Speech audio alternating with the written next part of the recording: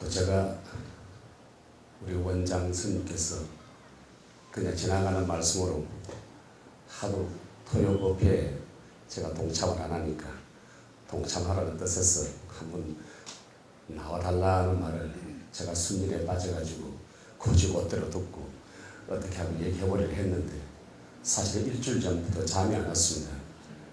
내가 어떤 말씀을 드려야 오늘 이 자리에 오신 분들에게 뒷걸만한 뭐 하면 문이라도 남기고 가실까 그런 두려움 때문에 사실 조바심이 많이 났습니다. 그런데 가만 생각해 보니까 철없는 애들 앞에 몇십 년을 거짓말을 행설수설 해왔는데 지금 이 자리에 계신 분들에게는 제가 좀 헛털고 좀 분이 넘는 말씀을 저질렀다 해도 사려 깊게 다 새겨 들으시리라 생각하니까 오히려 마음이 더 편해졌습니다. 그래서 오늘 제가 두서없이 이런저런 얘기를 좀 주섬주섬 숨겨볼 생각입니다. 먼저 이런 얘기를 하나 드려보겠습니다. 제가 조금 전에 사실은 부지런을 피워서 기도법회까지 동참을 했어야 되는데 오늘 좋은 5월 끝나는 참 청량한 날이라서 그런지 학교 행사가 또 우리 동국대학교 101장 고등학생 101장에도 열리고 있고 또 국문학연구학회가 지금 또 동국학에 열리고 있고 이쪽 저쪽 좀 얼굴을 내밀다 보니까 기도법회에 동참을 못했습니다.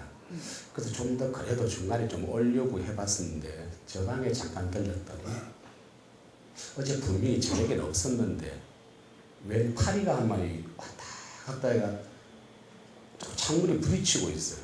날개 달린 짐승이니까 자꾸 날려고 하니까 창문은 밑으로 열어두었는데 그냥 밑을 보고 나가면 될 걸 자꾸 위로 막 바닥거리니까 내가 무슨 저 책을 휘두르고 무슨 또 막대기를 휘두르고 뭐 어떻게 뭘 할 도리가 없어.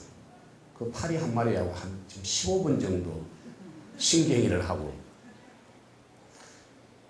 그래서 지금 제가 창문을 한 요만큼 열어두었었는데 그 파리가 저보다 좀 덜 미혹하다면 이 얘기가 끝나고 난 다음에 가보면 나가 있을지 모르겠죠. 한번 잘 기다려볼 모양입니다. 자, 제가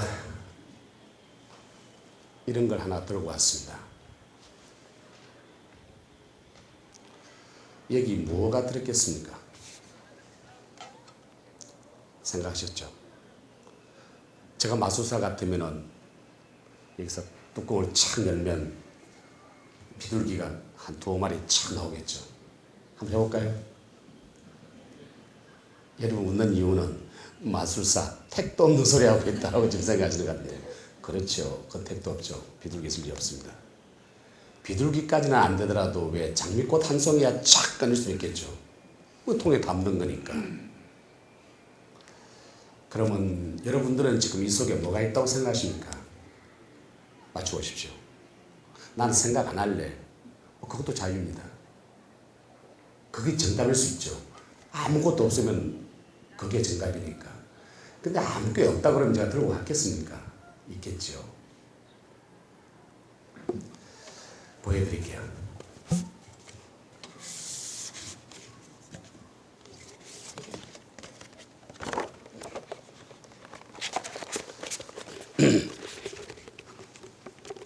제가 감히 외람되게 부처님 전 앞에서 흉내를 제가 내봅니다.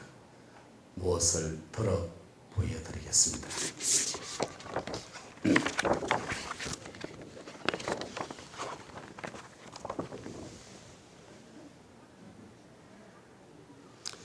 그림입니다. 한 폭의 그림을 제가 오늘 들고 왔습니다. 잘 보셨습니까? 잘 보셨죠? 이게 나중에 비둘기나 장미꽃다발로 변할 수도 있습니다. 아직 제 마술은 안 끝났으니까. 도로 집어넣어 놓겠습니다. 시간이 지나면 뭐가 되겠죠.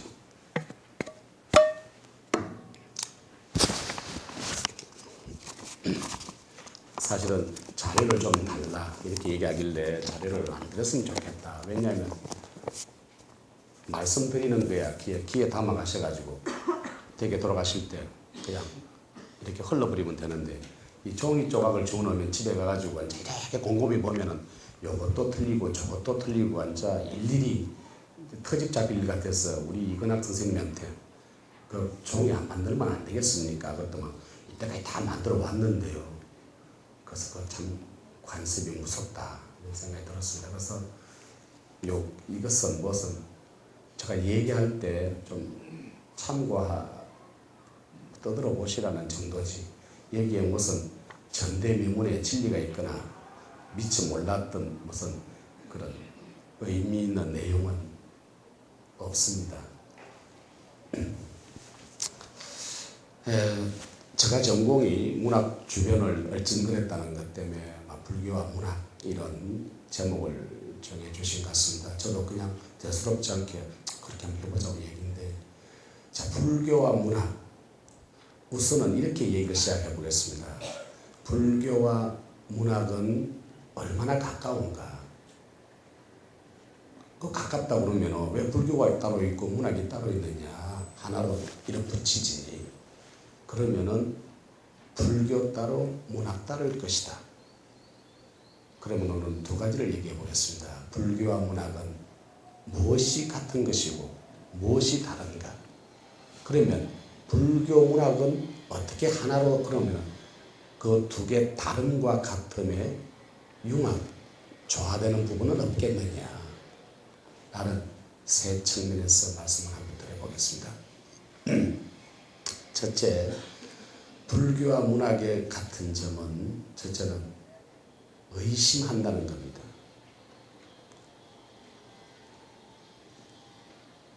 내가 지금 보고 듣고 느끼는 이것이 실체가 아니다. 문학의 출발도 그게 시작합니다. 내가 지금 괴롭고 내가 살고 있고 내가 지금 음식을 먹으면 향기롭고 맛나고 어떤 모습을 보면은 즐거움을 느끼고 어떤 모습을 보면은 긍휼하고 참담하고 이게 과연 우리가 인간의 참모습이고 내가 느끼고 있는 이것이 삶의 인간의 진면목인가? 아니라면 그 진면목은 무엇이며 어디에 있으며 어떻게 찾아야 될 것인가? 라는 실제 하는 현상이나 인식에 대한 철저한 부정, 반성, 의심, 새로운 것에 끝없는 모색, 그걸 우리는 구도라고 부르죠. 구도입니다. 떠나고 있죠. 지금 여러분들이 이 자리에 와 있는 것도 그 구도의 한 행위 방식입니다. 불교, 문학도 또한 마찬가지입니다. 문학이 날아가는 새가 새고 하늘에 떠있는 초생달이 그냥 초생달이죠. 그건 과학이죠. 근데 문학은 과학과 다르다고 얘기를 합니다. 꽃은 꽃이라고 보면 그만이죠. 그래서 과학을 하거나 문학에 대해서 좀 폄하하고 싶은 분들은 그 문학 참 허랑방탕한 하는 사람입니다. 저 개인적인 사담을 하나 하면은 제가 이 동국대학교 국문과 입학을 하고 다녔었는데 허랑방탕했지요. 술 먹고 담배 피고 수업 전에 농땡이 치고 팔정도 앞에 빨래통 자빠져 누워서 놀고 그렇게 했죠. 저희 돌아가실 때까지 천수경을 다 외우지 못하시고 말았던 저희 어머님께서 시골에 있다가 아마 초등학교 담임 선생을 만났던 모양입니다. 그 치아보기가 지금 뭐하고 있습니까? 그러니까 주머니에서 꼬깃꼬깃 쪄가지고 동국대학교 국문과 다닌다. 이걸 보여주니까 그 초등학교 선생님이 무릎을 탁 치면서 아플싸. 그 애를 왜 그게 보냈습니까? 우리 어머님이 깜짝 놀래가지고 내 자식이 서울에 대처해가지고 공부하면 이제 판검사 되면은 나도 앉아 이봐라 하고 동네 좀 골목 치마처럼 좀 휘두르고 다니려고 그랬는데 담임 선생님이 불사 얘가 왜 모양입니까? 그러니까 왜 그러시냐고. 그 문학 하면은 허랑방탕하고 아무짝에 소용없는 걸 하는 애입니다. 그 애를 법대나 상대 보내지 왜 그걸 보냈습니까? 어머님이 그날로 우리 누님을 졸려가지고 야간차를 타고 서울에 올라와가지고 학교에 방송이 나왔어요. 최아무개 학생가로 오라고. 뭐 나는 장학금 주려나 보다가지고 줄래줄래 갔더만은 우리 어머님이 버선을 벗어가지고 털면서 앉아있는 거예요. 참 어린 마음에 창피하죠. 딴 부모님은 번듯하게 참 실수 잘생긴 부모님이 와가지고 품위 있게 얘들아 공부한다고 얼마나 애쓰니 이러는데 우리 어머니는 네 자식 마음 매가지로 확 뭐 이렇게 시작하니까 친구들한테 참 요즘 말로 쪽도 팔리고 죽을 지게. 그래서 어머니 빨리 나와요. 말이라도 공손히 합니까? 빨리 나와. 막 그래가지고 글 끌다시피 해서 나와가지고 우리 학교 올라서 이랬더만 막 이제 질질 짜는 거죠. 아이고 이 녀석아 너가 이렇게 허락받 무슨 소리예요 도대체. 그때문에 장아무개 선생님을 만났는데 너가 왜 그 공부를 하는지 안 된다고 그런다. 어찌된 일이냐. 밤새 나 데리고 눈물을 질끔질끔 짜면 그 다음날로 내려가자. 왜 이랬어요 잘 다니는 학생을 애를. 그랬더니 그래 내가 자식 하나 안 난 셈 치지. 그러고 아침 새벽 차 타고 내려가시더라고요. 나는 속으로 어이 잘됐다. 엄마 왜 올라와가지고 그 철 포치고 있어. 그날 저녁 올라와가지고 친구들한테 미안하잖아요. 어저께 시골 어머니 올라와서 분탕처럼 해놓은 것 같은 느낌이 드니까 야 술 먹자 내가 술 쌀게 해가지고 손에 차고 있던 오리엔트 손목시계 잡혀가지고 술 실컷 먹고 진짜 허랑방탕했었죠. 좀 기억까지가 길었습니다만 과연 문학이 그렇게 허랑방탕한 것인가? 그러면 여러분들이 됐던 문학하는 사람들은 그 개팍하고 좀 모자라고 엉뚱한 놈들 아니냐. 물론 엉뚱한 분들도 계시죠. 근데 저는 놈들 수준이니까.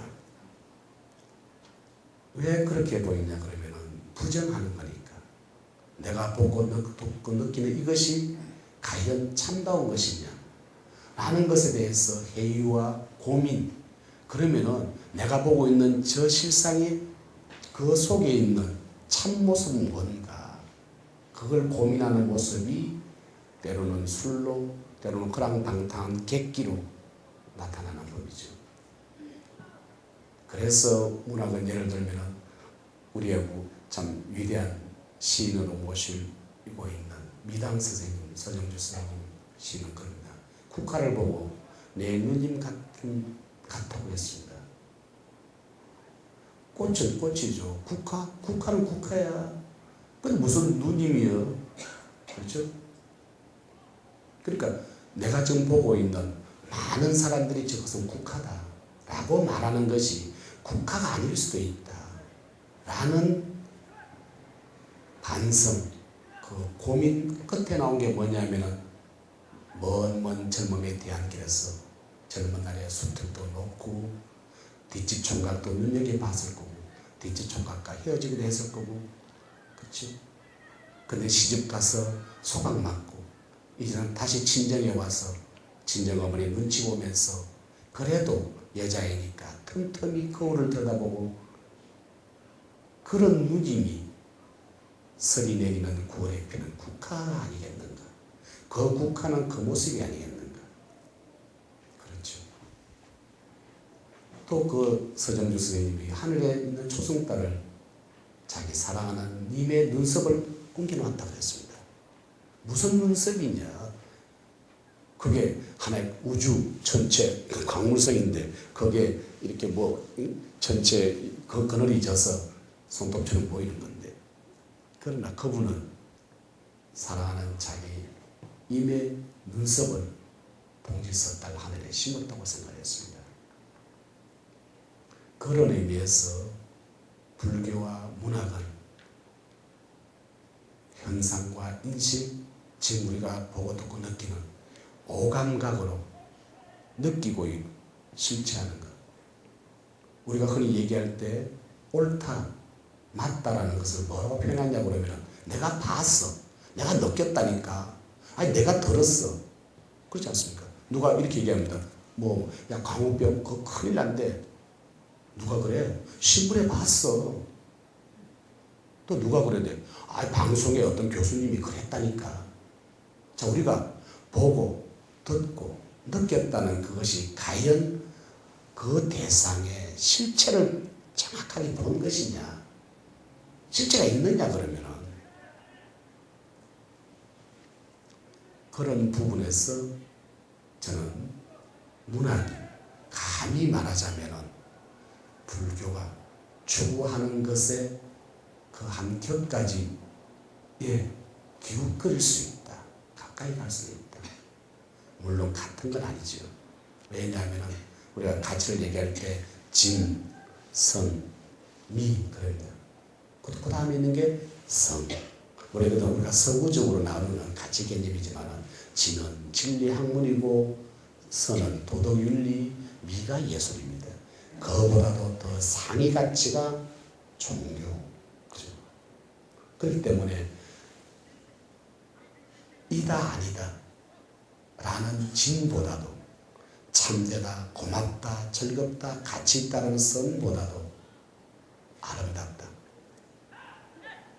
라고 말하는 것. 그러니까 왜 아름다우냐? 어떤 사물과 현상의 본질에 대한 파이기 때문에 아름다운 거죠. 그러나 그 아름다움의 더 위에 가치는 거룩함, 종교, 구도, 불교 쪽에 가겠죠.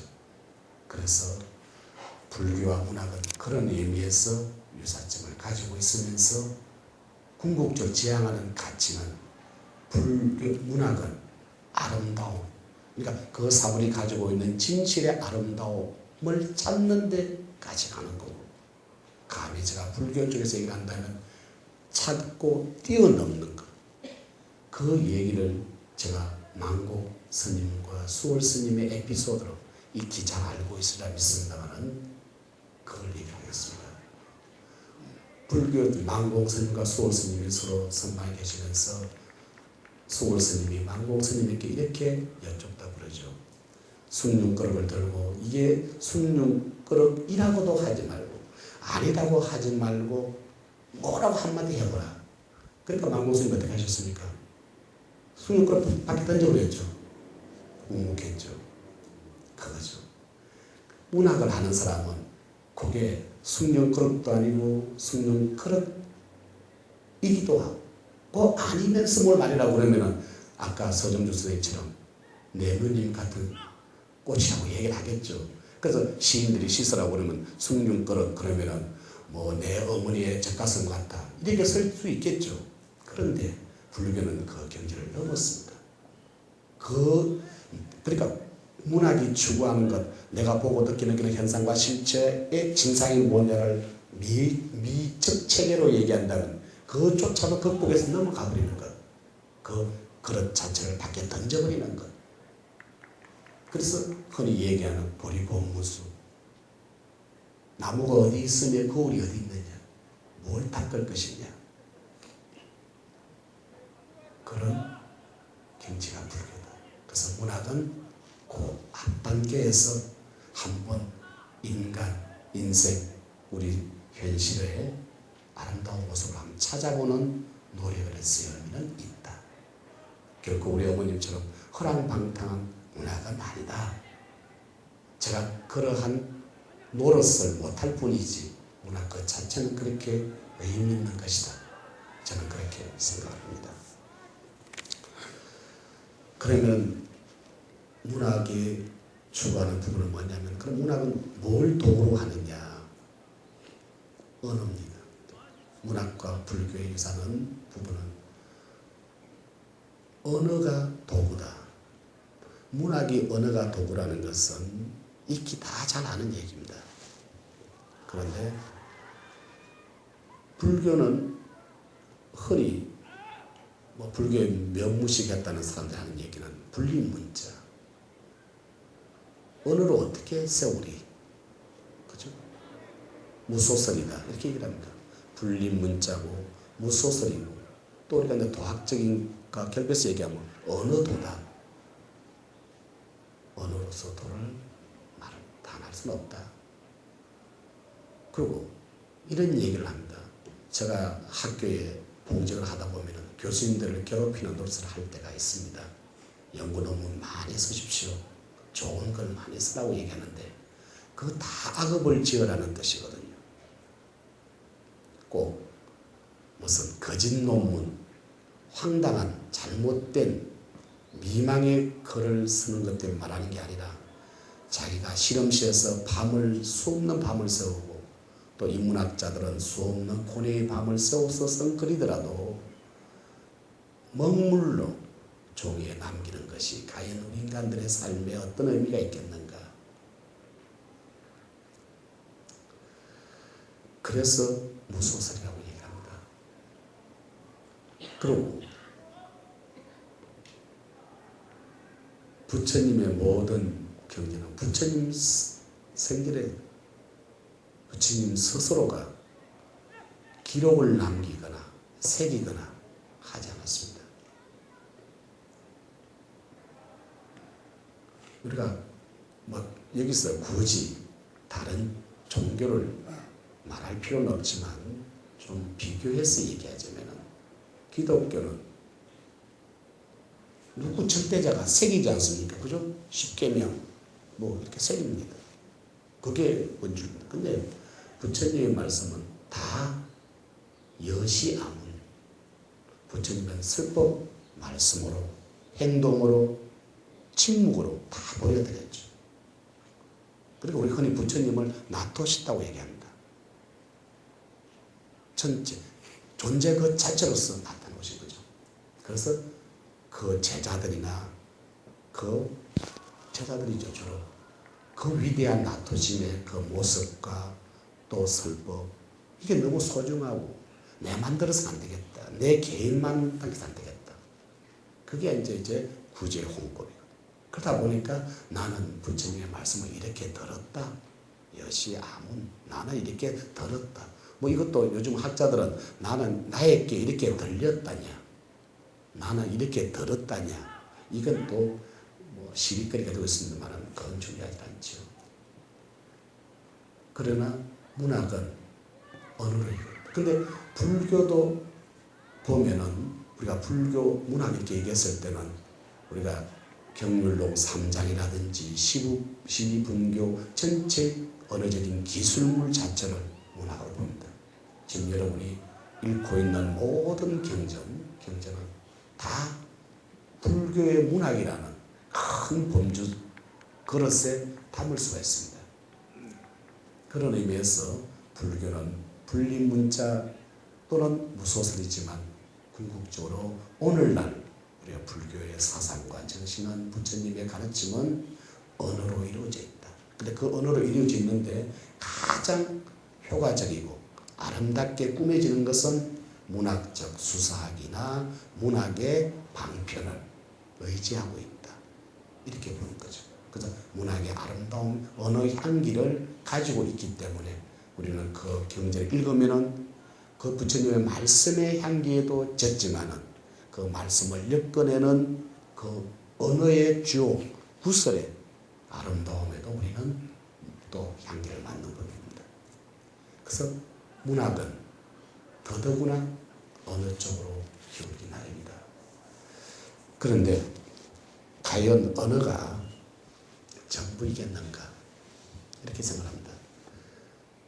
제가 문학을 공부한다면서 제일 고민에 빠졌던 부분이 아까 처음에 제가 뭘 얘기했냐면은 문학은 현상 그 실체에 대한 부정과 지향, 의심, 새로운 것에 천착이 시작한다고 그랬는데 그럼 언어도 뭐냐? 언어도 하나의 현상에 지나지 않느냐?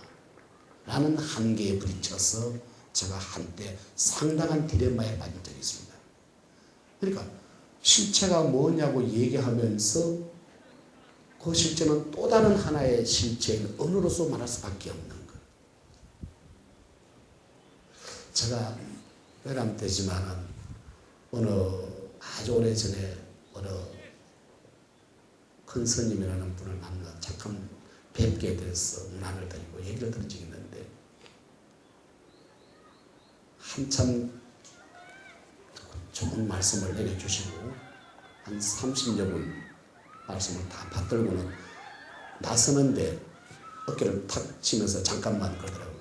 그걸 돌아서니까 다 잊어먹고 가. 그때 정말 이거구나. 뒤통수를 하는데 정말 맞는 기분. 저는 30분 동안 막 가슴이 충만해가지고 오늘 좋은 말씀 너무 많이 들었다 막 이렇게 가려고 하는데 탁 치면서 그래서 제가 돌아와서 편지를 보냈습니다. 그렇더만 그 다음에 저는 답장이 오기를 기다렸죠. 그게 얼마나 우매한 짓이었습니까?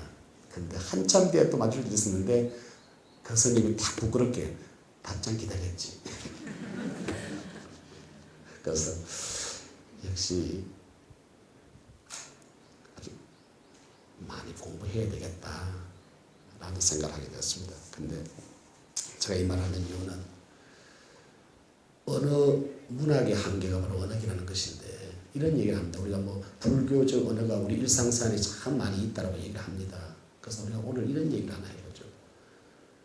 그 언어. 우리가 흔히 카메라 그러면 어떤 카메라가 유명합니까? 뭐 아사히 펜텍스, 캐논 이렇게 얘기하죠. 여러분 아실지 모르겠습니다만 그 일본에서 캐논 카메라, 캐논이 어디에서 온 말 같습니까? 뭐 눈치를 보서 챘겠지만 불교 용어죠. 불교 용어입니다.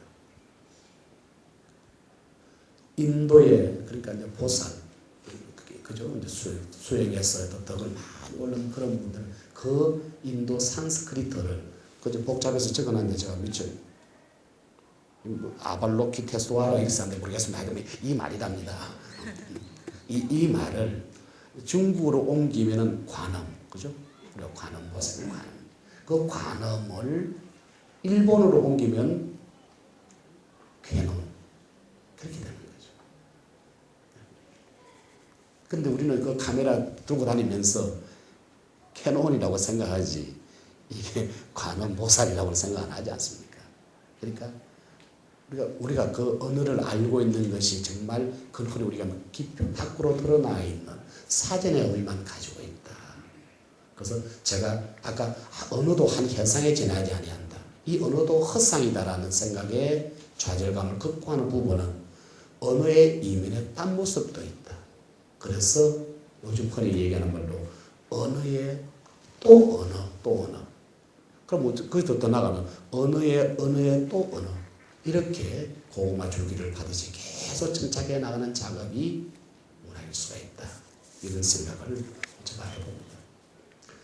자, 그러면 언어에 대한 부분은 요즘 돼서 멈추기 전에 제가 자료를 준 것도 이용을 해야 여러분들께서 종이에 찍어주는 게 이유가 있나 보다 생각하니까. 그럼 뭐냐면은 제가 그 자료에 사벌등한 이런 말을 썼습니다. 그래서 결국은 우리가 불교 경전을 접하든 문학을 접하든 언어에 대한 부분은 사벌등한 버리고 뭘 버리느냐? 뗏목 어디에 등한하면 저 피안에 오르면 뗏목은 버리는 법이죠. 그러니까 언어에 너무 매몰되거나 집착하지 말아라. 언어는 수단에 지나지 아니한다. 저기까지 가기 위한 배에 지나지 아니했지 배를 떠밀고 갈 수는 없다. 그런 의미에서 제가 우리 한용운 선사의 나룻배와 행인이나 시를 제가 여러분들에게 하나 보여드리고 싶었던 거죠. 그게 보면은 물론 한용운 선사께서 하시는 이 나룻배와 행인은 꼭 지금 내가 얘기하는 사벌등한의 배는 아닙니다. 그리고 문학은 이래도 보고 저래도 볼 수 있는 개개인의 심상으로 마음의 눈으로 보는 것이기 때문에 저는 오늘은 내 마음의 눈은 예서 스님 한용운 선사께서 하신 나룻배는 언어를 얘기한다. 물론 여기는 애인일 수도 있고 뭐 여러 가지일 수도 있겠죠. 돈 버는 사람은 무슨 펀드 매니저는 뭐 주식으로 생각할 수도 있겠죠. 뭐 여러 가지로 할 수 있습니다. 그게 보면은 나룻배와 행인 한번 보시면은 그렇죠. 당신은 흙발로 나를 짓밟기도 합니다. 자, 또 그러나 당신을 안고 그 위험한 물을 건너갑니다. 당신만 안으면은 얕으나 깊으나 위험해도 그냥 건너가는 게 나룻배입니다. 그러나 당신이 굳이 나를 안 타면은 그냥 기다릴 뿐입니다. 배가 나 좀 타고 지나가 주시오 안달하거나 보채지 않습니다. 강요하지도 않습니다. 그냥 지나가는 행인이 타기도 하고 선한 사람도 타고 어쩌면 악인이 타고 가기도 하겠죠. 어쩌면 그 나룻배는 누구를 살아러 가는 또는 어떤 사람이 도적을 하러 가기 위해서 그 배를 타고 갈 수도 있다. 그런데 그 배는 당신은 도책이니까 안 됩니다. 당신은 지금 살인하러 가지 않소 안 됩니다. 라고 사람을 선택하거나 고르지를 않고 선택하지 않는다. 그리고는 그 사람들은 자기를 이용하고 내리면은 뒤도 돌아보지 않고 가버립니다. 그래도 원망하지 않죠. 그래서 언젠가는 누군가는 다시 오리라. 그래서 또 날아가면서 기다리는 것. 저는 가끔 저희 제자들이 이런 얘기를 합니다. 시무룩하고 있으면 자기가 왜 그렇게 시무룩하냐 그러면 뻔하지요. 젊은 애들이 코를 10방이나 맞추겠으면 실현한 거 아닙니까? 그래서 저 그럽니다. 몇 개월 사겠냐? 요즘은 사이클이 빠릅니다. 6개월 사귀었습니다. 자네 복 탔어. 네? 1개월 만에 헤어진 사람을 생각해보라. 자네는 그 5배를 사랑하지 않았느냐? 뭘 그렇게 안타까워하냐? 그리고 지금 한 번도 연애 못해서 돌아다니는 애들도 얼마나 많냐? 게다가 너는 보너스를 받았지 않느냐? 시련의 아픔. 그렇죠? 그 얼마나 아름다운 일입니까? 자네는 복 탔어. 그때는 이 엉터리 같은 성생아 그러고 나가버립니다. 눈치를 보면은. 근데 그 중에 한 절반 정도는 몇 년 지나면 연락이 옵니다. 그때 그 말 때문에 이길 수 있었다. 자기 자신. 그런 거. 그리고 제가 실없는 격까지 한 말씀부터 하겠습니다. 지금 실현 그러니까 젊은 애들이 왜 공부나 열심히 해야지 그런 연애질이나 해서 가슴에 상처 가지라고 성생이란 작자가 그런 소리를 하고 있느냐. 너 이놈 연애는 무슨 연애질이냐. 애미애미 생각해서 공부해야지. 아마 이렇게 생각하시는 분들이 혹시 있을까 봐서 또 제가 변명을 좀 하겠습니다. 여러분들에게 내가 하나 여쭤보겠습니다. 다 세상을 웬만큼 사신 연령도 있으신 것 같은데 여러분이 자제분이 그런 날 엄밀히 자 우리 보살님들에게는 딸이 우리 처사님들에게는 아드님이 와서 엄마 아빠가 첫사랑이었어? 그때 아무런 그렇게 없이 물론이지 그럼 이렇게 말할 수 있는 분이 있으시겠죠. 또 대부분이겠죠. 자 그때 그 딸은 뭐라고 생각했습니까? 엄마 되게 재미없어. 아이 그렇죠? 상처를 그 상처 때문에 곪아서 죽느냐 아니면 그 상처를 진주로 만들고 가져가느냐 문제죠. 그래서 우리가 그 문학 글이 뭡니까? 문이 그죠? 물론 삼수변에 글을 문도 쓰지만 그냥 문도 문이거든. 문이는 우리가 참 아름답게 아로새겨진 문이라는 것은 궁극적으로 상처죠. 하얀 백지는 그냥 백지일 뿐입니다. 백지인데 여기다가 까만 먹물로 상처를 내죠. 그럼 그게 무늬가 되고 그림이 되고 그러죠. 문학도 상처를 내는 거죠. 그러니까 여러분들이 자학할 필요는 없어요. 일부러만 자해행위하면 그건 안 되고 그건 부풀량배가 하는 거고 나 아닌 딴 것 때문에 내가 행하는 것 그 과정 속에 입은 상처는 자랑스럽게 생각하라. 그 여러분의 상처에는 다 역사가 있지 않습니까? 그렇죠? 역사가 있습니다. 이건 엄마 심부름 가다가 넘어진 것. 이건 아빠 몰래 아빠 지갑에서 돈 1,000원 꺼내 갔다가 돼지게 맞아서 찢긴 상처. 그게 다 자기 사회의 역사거든요. 자기 역사는 아름다운 거거든요. 자기 것이기 때문에. 그런 것이 문학이고 상처고 그런다. 그래서 제가 이 나룻배 행위는 그런 면에서 물론 언어를 타고 가되 언어에 매몰되지 말아라.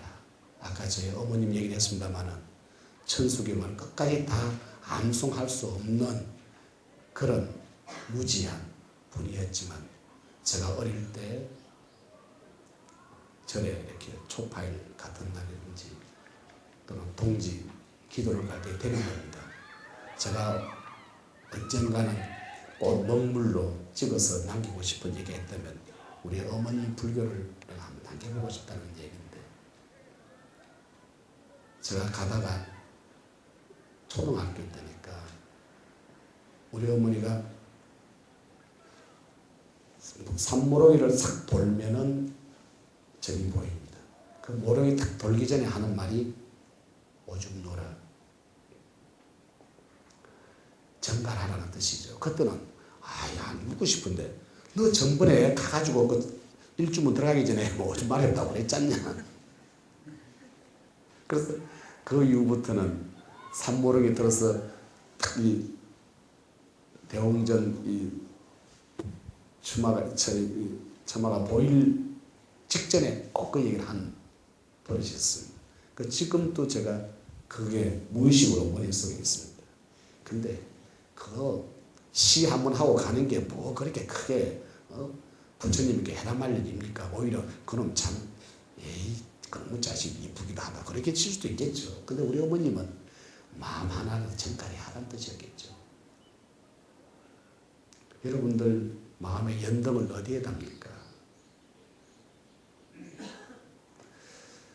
제가 요즘은 그렇게 못 갑니다만은 얼마 전에 어머님이 계셨던 저희 어머님은 공양주 생활을 12년을 하시다가 돌아가셨는데 제가 그들 꼬박도 가면은 공양주 보살이니까 좀 특혜가 있지 않겠습니까? 그죠? 그러니까 등을 달 때 늦게 가도 좀 좋은 자리에 번듯한 자리에 걸어가고 자리를 하나 확보를 해둡니다. 야매로 하는 거죠. 그래서 엄마 그러지 마세요. 그래서 제가 그런 얘기를 하죠. 빈자일등 얘기를 합니다. 가난한 촛불이 끝내 안 꺼지는 거 아시지 않느냐. 그래서 제가 하도 엉뚱한 짓을 했습니다. 그걸 이제 불을 켜주길래 제가 해우소 가는 길 앞에다가 달아놨습니다. 어머님이 뒤집어져 버렸어요. 너 이 녀석 연등을 어떻게 변수 앞에다 달아놨냐. 누군가는 달아야지요. 자, 그럼 제가 잘했다는 뜻은 아닙니다. 그죠? 그러나 누군가는 그렇게 상해 언어에 그러니까 문학과 불교는 같은 점 다시 한번 정리를 하면 상에 얽매이지 말자. 언어에 얽매이지 말자. 관념에조차도 자유롭자. 그래서 우리가 반야신경 첫머리에 나오는 말이 뭡니까? 관자재입니다. 그죠? 관자재. 자유자재로 보는 것부터 시작합니다. 관자재부터 시작하지 않습니까? 그 압축적인 말 속에 첫 세자가 어떠한 현상이나 인식으로부터 구속받지 않고 자유자재로 그것이 불교나 문학의 첫 출발점이다. 그래서 사천도람 천벌에 보면 뭡니까? 분별을 버리라는 걸 아닙니까? 알고 있는 것부터 버려라. 그런 의미가 같은 부분에서 납니다. 그 다음에 보면은 문학에 말하는 자와 듣는 자, 이걸 얘기합니다. 내가 어떻게 말했느냐. 우리는 이런 말 학생들이가 강의를 할 때 왜 말귀를 못 알아듣냐 이렇게 얘기합니다. 근데 사실은 불교와 문학은 말귀를 잘못 알아들어야 됩니다. 앞서 내가 얘기했듯이 어느 나는 상으로부터도 자유로워지라.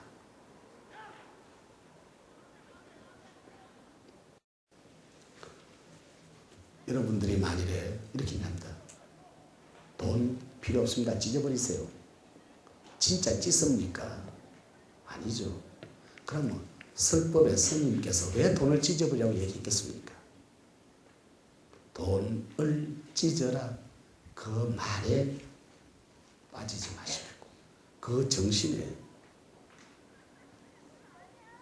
불전 많이 내십시오. 그 말이 뭔지를 새겨서 정말로 진정으로 부처님을 위하고 법당을 위해서 내가 바칠 수 있는 공덕이 뭔가. 그게 돈이면 돈, 지식이면 지식, 인격이면 인격, 재물이면 재물. 자기가 가지고 있는 것을 바치는 것. 그걸 말하는 거죠. 그래서 말하는 자와 듣는 자는 두 가지 의미입니다. 그래서 첫째는 부처님께서는 대기설법을 얘기했습니다. 설법하실 때 개개인의 근기에 맞는 그런 걸 했죠. 제가 사실은 오늘 이 자리에 오기 전에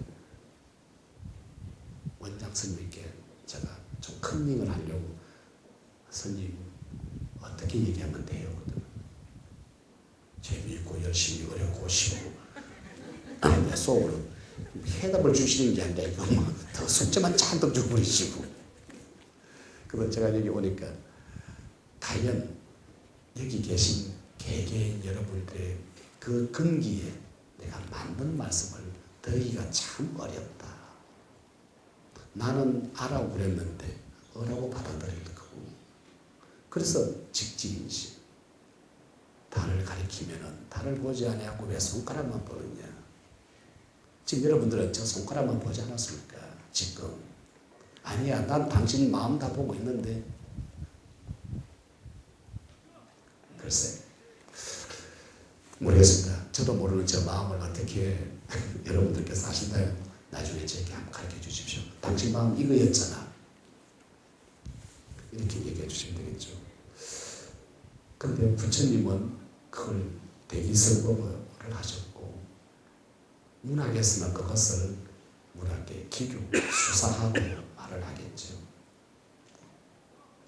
그래서 제가 깜짝 놀란 부분이 뭐였었냐 하면은, 우리 흔히 많이 얘기하지 않습니까? 우리가 참 성철 스님 얘기를 많이 합니다. 이제 우리 불교에서는 참 자랑스럽게 나가서 얘기할 때 좀 뭐 많은 분들이 있지만은 그 중에 제가 그 스님의 깜짝 놀랐던 부분이 생전에 몇 년도인지 제가 기억이 미치 안 납니다만은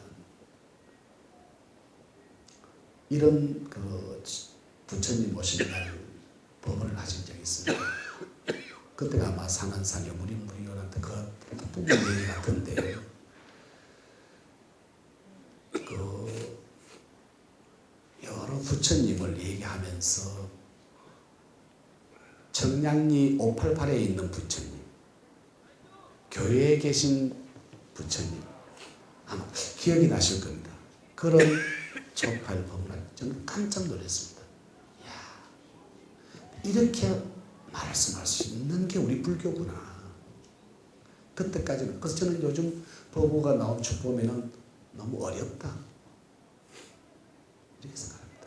그래서 저는 저 아이들에게는 부처님하고 어떤 관계를 맺으면 좋겠느냐. 연애를 해라. 저는 이렇게 얘기합니다. 부처님을 애인을 삼으십시오. 정말 사랑하는 애인이라면 속상하게 하고 그 앞에 거짓말하고 나쁜 짓 하고 해코지하고 그렇게 하겠습니까? 여러분들이 젊은 날에 예쁜 애인이 있으면 자나깨나 눈에 서 하고 뭐 맛있는 거 하나 먹어도 같이 나눠 먹었으면 쉽고 그런 거 아닙니까? 근데 제가 이 얘기했다가 망신을 당한 적이 있습니다. 우리 집 사람이 좀 우매해가지고 오늘 또 얘기 좀 나와보라고 그랬더만 당신 소리 들으나 마나야. 그래서 꼭 집에서 있어. 그런 말했는데 제가 부처님하고 연애를 해라. 애인이 되라. 그러면은 부처님이 얼마나 살갑고 이쁘고 막 뽀뽀도 해주고 싶고 꽃도 갖다 바치고 싶고 부처님 그 눈빛에서 다 알아듣지 않느냐. 애인이 마주 보면은 꼭 말해야 됩니까? 눈빛 보면 다 알지 않습니까? 부처님에게 가서 부처님 무슨 말씀 바랍니까? 바라보십시오. 그런데 하루는 제가 어느 날 토요일 날 법회를 같이 가자고 그러길래 그러자고 그러고 그 전날 제가 술을 왕창 먹어가지고 치색이 몽사가 돼가지고 아주 누울 때니까 막 흔들어서 내가 도저히 못 가나 안돼 당신만 가서 아프다고 그래. 그랬는데 그러고 그냥 뭐 저는 그렇게 말했는지도 모르고 아주 자치미성이었으니까 그 눈 뜨고 나니까 머리맡에 쪽지가 하나 딱 남아있어. 나 갔다 올게요. 애인한테 바람 피우고 옵니다. 근데 그 순간에 그 분명히 부처님의 간다기 아는데 그 순간에 약이 팍 0.1초 사이에 아니 이 인간이 나는 정말 구제불능이구나. 내가 내 입으로 그렇게 얘기해놓고 그걸 하니까 그 순간에 그 표현이 이런 양치머리 없는 옆에 내봐 한다 뭐 이런 생각이 한 0.1초 정도 됐겠죠. 찰나에 짓는 그 마음의 그 흉측함도 참 큰 의미였구나 싶어서 제가 일어나가지고 콩나물국 끓여 먹고 청소도 하고 세탁기 돌려놓으니까 이뻐하더라고요 보니까. 근데 내가 왜 그랬는지는 말을 안 했습니다. 그게 문학을 이렇게 말하는 자와 듣는 자 이런 입장을 얘기했을 때 자 아까 언어가 여러 면이 있다. 이 세상에 사물과 현상도 여러 측면이 있고 언어도 여러 측면이 있다. 그럼 우리가 문학을 이해할 때 또는 불교 경전을 이해할 때 언어로 기술되어 있는 그걸 어떻게 볼 것이냐.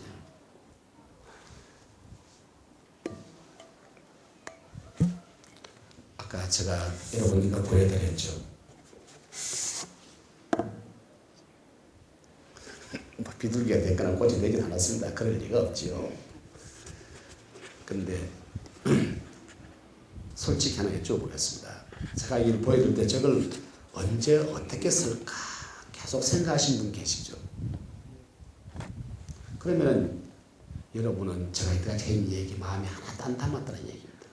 처음에 보여준 이 그림 조각 하나 때문에 내가 지금 한 50분 가까이 주저리 얘기했는데 그건 마음에 안 닿고 저 인간이 저거 가져와가지고 왜 속을 새기나 도대체 저거 뭐 하려고 저러냐 이 마음 가지실 거라고. 자 그런데 그래서 하는 얘기 있지 않습니까? 옛날에 어떤 참 훌륭한 스님께서 상자하고 같이 이렇게 겨울을 건너는데 그 얘기 아시죠? 예. 어떤 여인네가 친정에 가는데 곱게 차려입고 겨울물을 못 건너니까 스님이 덥석어버서 건넸죠. 그죠? 그러니까 참 상세히 참 그 스님이 참 고매한 스님인 줄 알았더만 그 여인들을 덥석 안고 엉덩이에 손을 칙 감아가지고 뭐냐고 한참 거다. 도대체 아무리 우리 의사 스님이 개심하게 짝이어서 물어보지 않습니까? 스님 여인 아까 어묵 건드셨나요? 뭐냐? 벌써 내려놓았어 이놈아. 넌 그걸 아직도 따라 가져오냐? 제가 50분 전에 보여준 그림을 아직도 여러분 또 얻고 계십니까? 네, 잘하셨습니다. 그래야 이게 이해가 되니까 그냥 보여드리지 않았겠죠. 자, 한 번 더 보여드리겠습니다. 잘 보셨죠? 자, 뭘 말하는지 이제 이해하셨죠? 뭐로 보입니까?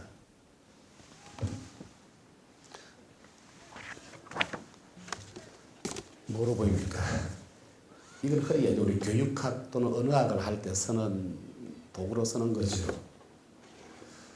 그러니까 우리가 흔히 뭐 착시 현상, 뭐 과학적 현상을 얘기하려 착시 현상이라고 얘기합니다만 이래도 보이고 저래도 보인다. 그런 그림 우리가 요즘 많이 나와 있죠. 그래서 제가 좀 야한 그림도 있는데 제가 좀 품위 있게 놓으려고 좀 덜 야한 그림을 가져왔습니다. 꽃이지요. 꽃으로 본 분도 있을 것이고 미인의 얼굴로 제가 보면 아마 보살님들은 꽃으로 보았을 것 같고 처사님들은 여자 얼굴로 아마 다 보셨을 겁니다. 문학도 불교까지는 제가 굳이 곁들이지 않겠습니다. 문학은 정답이 없다. 그래서 여러분들이 자제분들이나도 여러분들 스스로도 이게 무슨 뜻이냐. 아까 나룻배와 행위를 얘기할 때 이 나룻배는 이게 뭐 구도 오더라고 그랬는데 저 양반은 무슨 언어라고 얘기하냐. 그러니까 보기 나름이다. 그 마음의 눈으로 어떻게 볼 것이냐. 그러니까 칼을 살인할 때 쓸 것이냐, 과일을 깎아서 봉양할 때 쓸 것이냐. 과일 과도로 쓰더라도 내 입에 홀라당 넣으려고 깎느냐, 남의 입에 넣어주려고 깎느냐. 말은 도구기 때문에 쓰는 사람의 마음, 문학도 읽는 사람, 쓰는 사람 생각이 꼭 일치할 필요는 없다. 그냥 보여줄 뿐이다. 이렇게 되는 부분이고, 다음 얘기를 넘어가겠습니다. 그 다음에는 불교 문학 얘기를 좀 해야 되는데 시간이 많이 흘러가 버렸습니다. 제가 항상 이게 제 결점입니다. 요즘은 학교 교수님들 강의 평가로 해가지고 점수를 꼬박꼬박 받습니다. 신문에 봐서 알겠지만 동국대 교수님들은 점수가 매겨져 있습니다. 148점, 152점 이렇게 되어 있습니다. 근데 저는 소임 때문에 살짝 빠져가지고 몇 점인지 감춰놓고 있는데 뭐 별로 좋은 점수 아닐 것 같은데, 평소 때 선생님은 잘 나가다가 엉뚱한 소리 하는 바람에, 그럼 뭐냐면 이제 시간 끝날 쯤 되면 야 빨리 잡혀봐라, 큰일 났다, 이거 진도 나가야 되는데, 지금 제가 이제 그 모양이 되었습니다. 그게 보면은 떠도는 자의 노래 신경림 선생 시를 냈고 기천 천상병 시의 기천을 냈습니다. 많이 본 시들입니다. 내가 신경림 선생 시를 여기 낸 이유는 세 가지 이유가 있습니다. 하나는 또 우리가 사물을 보는 걸 얘기할 때 여러분들 경림이 그러면 누가 떠오릅니까? 박경림이가 떠오르죠. 그죠? 우리가 경림이 그러면 박경림이죠. 네모 반듯한 얼굴. 그죠? 근데 경림이 그럴 때 앞에 박을 갖다 붙이면 박경림이가 되고 신을 붙이면 신경림이가 됩니다. 신경림, 박경림 차이는 천지만별 차이다. 그러니까 여러분도 마찬가지입니다. 이런 얘기하지 않습니까? 그녀가 힐오레기 하나 걸치지 않고 나에게 다가왔다. 그런 건 내 뺨에 쪽 입을 맞췄다. 그러면서 그녀는 나에게 말했다. 아빠, 세살 먹는 내 딸입니다. 그 앞까지 여러분들은 뭘 생각했습니까? 잘 나가다가 뭔 저런 흉측한 소리를 한다요. 끝까지. 그러니까 사물은 관계 속에서 일어난다. 말도 앞에 말과 뒤에 말, 그 관계 속에서 앞말이 의미되고 뒤에 오는 말이 의미가 된다. 이걸 제가 말씀드립니다.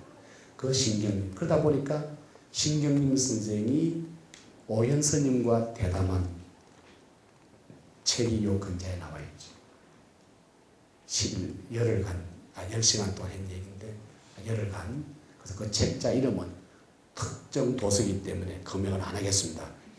그런데 그 책을 보면서 시인과 스님의 대화 나눔이 어떻게 이렇게 진지하고 또 재미있고 또는 공감되는 분이 있었겠느냐. 이게 바로 불교와 문학의 친연선 가까움이 아니겠느냐 라는 생각 때문에, 그 중에 이 신경림의 시 중에 꼭 하나 둘 세 번째 놓고 온 것을 찾겠다고. 우리가 저잣거리를 기웃기웃거리는 거 왜 기웃거립니까? 뭘 찾겠다고 기웃거립니까? 어린 소녀들, 요즘 소녀도 아니고 아주머니들도 주책한 아주머니들 계셔. 어디 이렇게 사찰순례 가면은 토끼풀밭 보면은 행운에 네이크로밭 찾는다고 막 찬사람이서, 보살님, 잎새기 4개 찾아서 뭐 할 겁니까? 그거 3개면 어떻고 4개면 어떻습니까? 사실은 토끼풀 잎 3개가 정상 아닙니까? 4개는 비정상입니다. 비정상 보면 다 좋대. 그렇지 않습니까? 애들도 그럽니다. 산에 가면 돌, 또는 무슨 나무 이런 거 보면 막 어머나 신기해 그럽니다. 왜 그러냐? 이상하게 생겼잖아요. 정상이 아닌데 그러면 왜 눈 하나 없고 코 찌그러진 사람은 안 좋아하냐? 돌멩이 찌그러진 것, 나무 한 건 좋아하고. 저는 분재하는 거 보면 이해가 안 됩니다. 나무를 이리 꼽을치고 저리 꼽을치고 막 주저앉히고 발로 사람 그러면 좋겠습니까? 여기 수석 하시는 분 계십니까? 왜 그냥 내버려 두십시오. 그걸 왜 끌어안고 와가지고 무슨 물 뿌리고 막 쏟아붓고 왜 발광을 합니까? 좀 거칠게 얘기하면은. 난 그 본성대로 두라. 땅에 묻혀서 이성에서 못 보고 가더라도 그 돌은 돌대로 있는 거 아닙니까? 내가 곡괭이로 파내어서 서다듬는다고 해서 그 돌이 됩니까? 그래서 뭘 찾겠다고 기웃거리지 말자는 것. 이 신경림시에 보면 그런데 그 끝에서 두 번째 열을 보면은 저 세상에 가서도 다시 이 세상에 버리고 간 것을 찾겠다고 다닐지도 모른다. 자, 우리가 저 세상에 가서 이 세상에 두고 간 걸 또 찾아 헤맬 겁니까? 그런 생각을 하게 하는 시라서 옮겨봤었고, 그럼 그렇게 안 사는 삶은 누구의 삶이겠는가? 라면은 우리가 잘 아는 천상병씨, 그러면 인사동 가시면은 조계사 갔다가 인사동 가면 귀천 들려서 차 한잔 마시지 않습니까? 그 귀천의 그 사모님 아닙니까? 그때 마지막 기절, 아름다운 이 세상 소풍 끝내는 날. 여러분들 좀 이렇게 소풍 하시는 겁니다. 바람 쐬는 거죠. 산보 나온 거죠. 뭘 주스려고 온 건 아니지 않습니까? 가서 아름다웠다고 얘기하십시오. 우리가 저 세상에 가서 또 만나더라도 어머나 또 만났네 뭐 이러시면 좋고, 에이 제 양반 왜 또 나왔어? 이럴 수 있겠죠. 제가 여기 오면서 여기 계시는, 저는 이렇게 생각했습니다. 제가 왜 여기에 앉는 자리가 참 매력됩니다만은 저는 제가 벌로 앉는다고 생각합니다. 아마 전 세계에 여기 있는 보살님들은 저희 누님들이었고 저사님들은 저희 외삼촌쯤일지 모릅니다. 근데 말도 더럽게 안 들고 뺀질거리고 뭐 누나 고무신 던지고 외삼촌 심부름 갔다 오라고 막걸리 받아오라면 홀짝홀짝 마시고 그 벌로 오늘 여러분들에게 이렇게 말품마시를 해야 되지 않느냐, 그런 인연인데, 제가 오늘 또 이 호황 때 말 때문에 다음 인연에는 제가 여러분 댁에 착한 아들로 인연을 맺을 수 있을 것이고 상것을 이룰 수 있겠죠. 고단 부분 나오는 부분 5분 만에 정리를 하겠습니다. 시하고 소설 속에도 불교 문학 얘기가 있는데 잘 아는 게 김동리 선생의 덩신불입니다. 덩신불이 다 알겠지만 거기에 보면 하나 때문에, 자, 뭐 다 줄이지만 그 개가 한 어머니가 데려간 자식하고 전체의 자식이 있는데 그 전체의 자식에 독약을 넣은 밥을 먹인 거죠. 주니까 자기 데려간 자식이 그 밥을 뺏어 싸고 먹으려니까 그 밥을 왜 먹느냐 하고는 그 전체 자식은 그 길로 집을 나가버리고, 그 새로 들은 것은 그래도 찾아 나서죠. 찾아 나서서 수행길을 접어든다. 그래서 만적이라는 스님이 됐다는 얘기죠. 그런데 안 되니까 나중에는 소신공양, 뭐 우리 한국에서도 지금 현재도 많은 분들이 참 소지공양 하신 스님들 보지 않습니까? 마지막 할 수 있는 그 고행과 구도의 행각은 온몸으로 바치는 거죠. 근데 그 만적의 소신공양 얘기가 덩신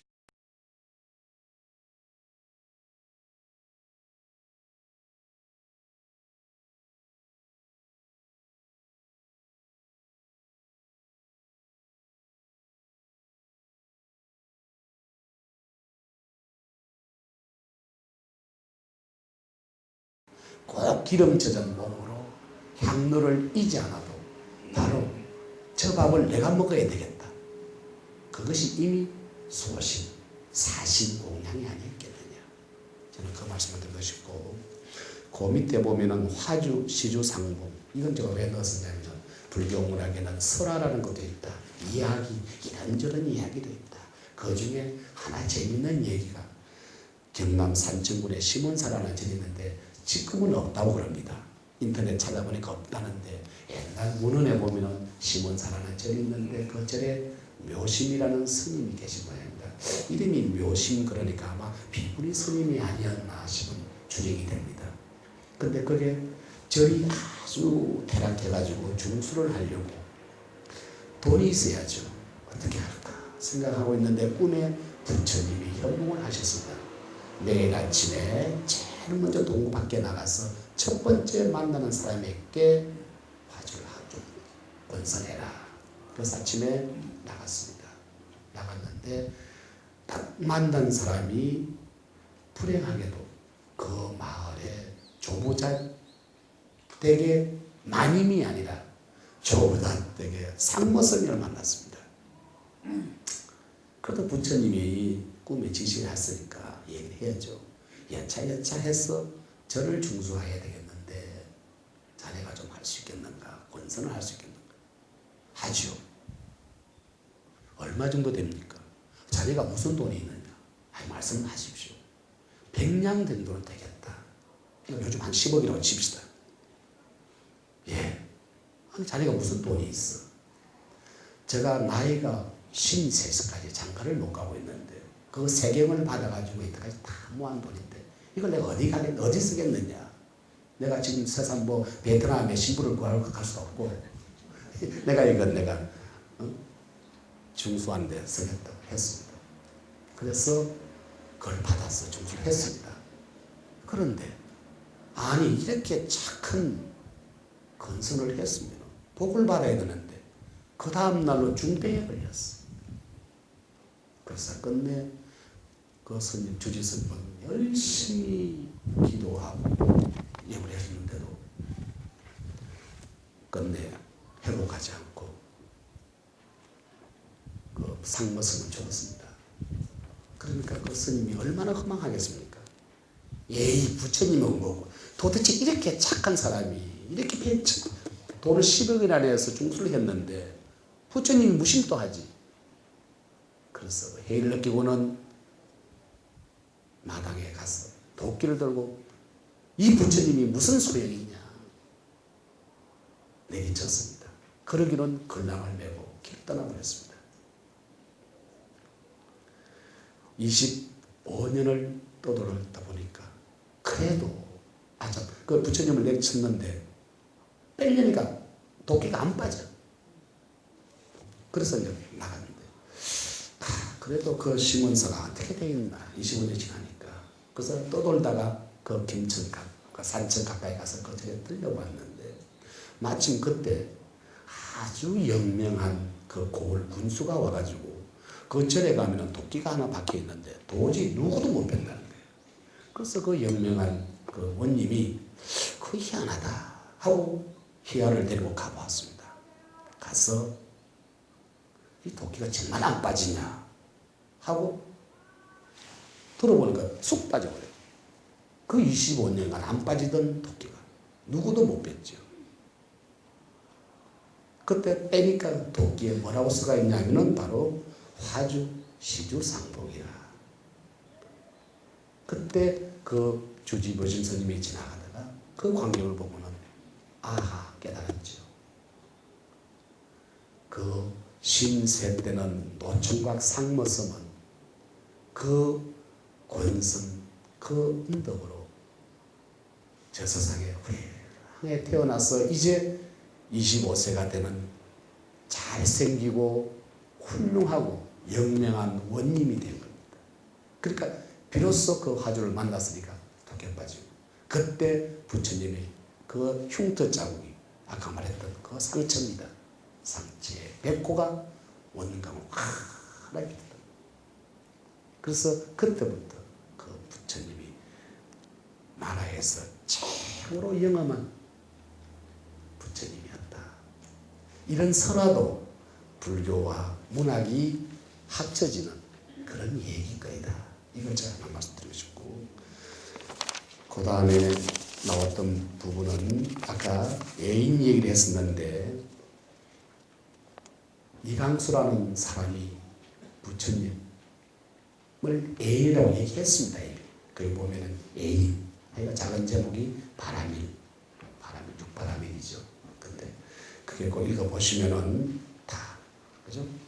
부처님, 보시, 지계, 인욕, 정진, 선정, 그 임이 원한다면 부처님의 뜻이라면은. 자, 그런데 이걸 제가 굳이 왜 넣었냐 그러면은, 제가 어떤 큰 스님에게 한번, 제가 좀 방정 맞아가지고 큰 스님 보면 잘 물어봅니다. 참 망스럽게. 육바람일 중에 어느 게 제일 어려웠냐고 한번 여쭤보니까 대체적으로 인욕이 참 어렵다.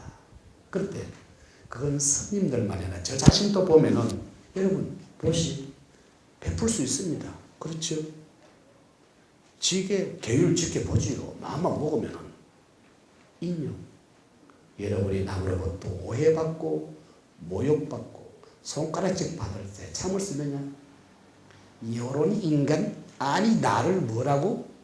당장 여러분들 부채기 들고 나서지 않습니까? 도끼는 떠고. 인욕이 어렵다는 얘기입니다. 저는 바람일 중에 지게도 있고 선정도 있고, 물론 반야치에 이르는 길이 제일 길겠죠. 그러나 진실로 힘든 인간의 길은 인욕이다. 그 위에 보면은 위대한 파라코라는 말은 그 인욕을 말씀드리려고 합니다.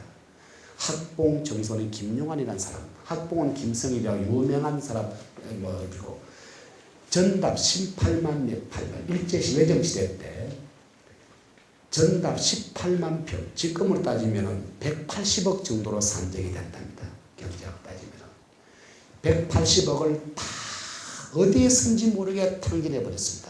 팔았고 그냥 집을 망했죠. 마지막 자기 딸 외동딸 혼수까지 팔아 넘겨버린 사람입니다.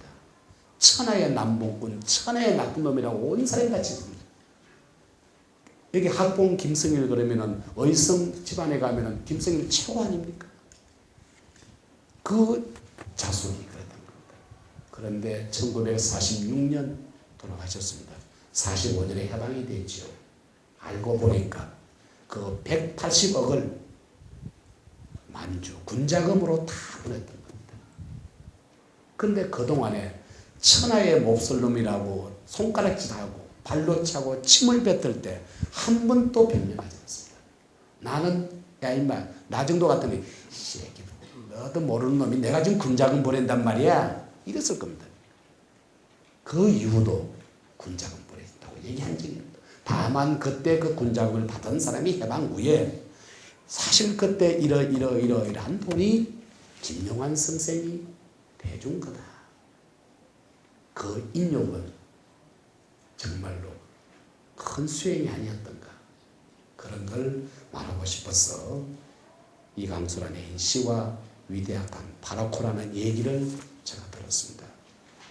끝으로 여러분들 여기서 뭐 좀 연만하신 분들은 안 좋아하시겠지만 젊은 분들은 노래 좋아하시고 노래방 가지 않습니까? 혹시 주말에 노래방 갈 기회가 있으시면 노래방 가면 1시간에 2만 원입니까 요즘? 우리 동네는 15,000원 하는데 돈 꼭 가야 되는 돈 없다면 제가 못 드릴 수도 있습니다. 가면은 가시나무라는 노래를 한번 들어보시길 바랍니다. 사실 제가 집에 CD가 있으면 또 들어드리려고 했는데 못 가져왔습니다. 조성모라는 가수 아십니까? 잘생기고 나처럼 이렇게 아주 예리예리하게 생긴 가수가 부른 노래입니다. 사실은 그게 하덕교라는 시인의 시지요. 그 시를 노래를 불렀는데 시도 참 좋고 그 조성모라는 청년의 노래도 참 좋고 반주도 참 좋습니다. 혹시 노래방 가실 기회가 되면은 조성모의 가시나무를 들어보십시오. 내 속에는 내가 너무 많다. 여러분 속에는 자기 자신들이 너무 들어가 있습니다. 비워야지. 비워보십시오. 내 속에는 헛된 바램들로 당신이 변화가 없다. 이 당신 부처님이라고 불러봅시다. 내 속에는 내가 어쩔 수 없는 어둠, 무명이지요. 당신이 실자리를 빼앗아버리고 있습니다. 그런 내 속에는 이루어진 설득도 있습니다. 무상한데 무슨 설득이냐. 그래서 우리 마음속에 있는 가시나무들을 다 쳐내면 부처님이 자리 잡지 않겠느냐. 그래서 여러분들 이 노래도 배우시고 노래도 불러보시면은 마음속에 있는 가시가 다 사라지지 않겠느냐는 생각이 듭니다. 자, 시간이 지나갔습니다만은 마지막 게임을 하나 하고 거치도록 하겠습니다. 이미 이런 게임을 해보신 분이 있을 텐데, 자,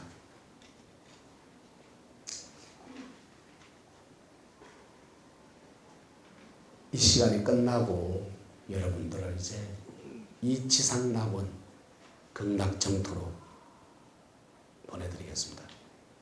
그런데 그냥은 못 갑니다. 5가지만 가지고 가십시오. 5가지만. 자, 정하십시오. 자, 나는 이제 이 진해의 세상이 아니라 아름답고 향기롭고 근심 걱정 없고 그야말로 극락정토에 간다. 근데 5가지를 가지고 가야 되겠다. 무엇이든지 가지고 5가지만 선택을 하십시오. 자, 갑니다. 가는데 배를 타고 가죠. 배가 풍랑이 불었습니다. 무겁습니다.